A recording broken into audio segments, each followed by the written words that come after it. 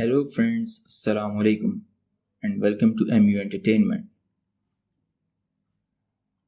एक दफ़ा का जिक्र है कि एक शख्स ने लोगों को किसी दरख्त की पूजा करते हुए देखा तो गुस्से से बेकाबू हो गया। घर से कुल्हाड़ी ली और गधे पर सवार होकर इस दरख्त को काटने की नीयत से रवाना हुआ। रास्ते में शैतान से उसकी मुलाकात हो गई। शैतान पूछने लगा, हजरत कहाँ तशरीफ ले जा रहे हैं? इन साहब ने जवाब दिया, लोग एक दरख्त की पूजा करते हैं और मैंने इसको जड़ से काटने का इरादा कर लिया है। शैतान ने कहा, आप कहाँ झगड़े में पड़ते हैं? जो मरदूद इसकी पूजा करते हैं वो खुद ही भुगतेंगे।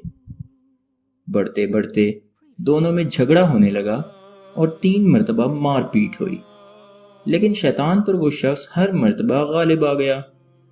और जब शैतान ने समझ लिया कि ये शख्स यूं काबू में आने वाला नहीं है तो एक दूसरी चाल चली और कहने लगा, आप इस काम को रहने दें, इसके बदले में रोज़ाना आपको 4 दरहम दिया करूंगा जो हर रोज़ सुबह के वक्त आपके बिस्तर के नीचे से मिला करेंगे। शैतान की ये चाल कामयाब हो गई।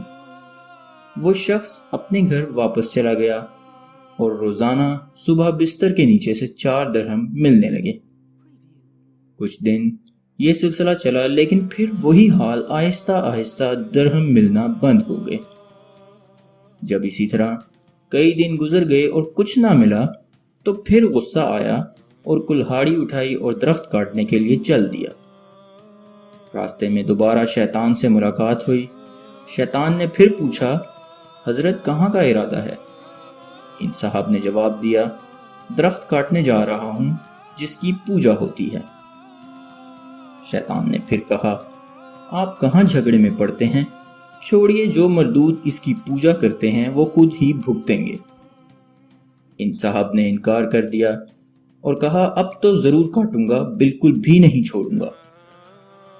शैतान ने मना किया, लेकिन ये साहिब इसरार करते रहे, लिहाजा दोबारा मुकाबला हुआ जिसमें इन साहिब को शिकस्त हुई और शैतान ने इनको चित कर दिया।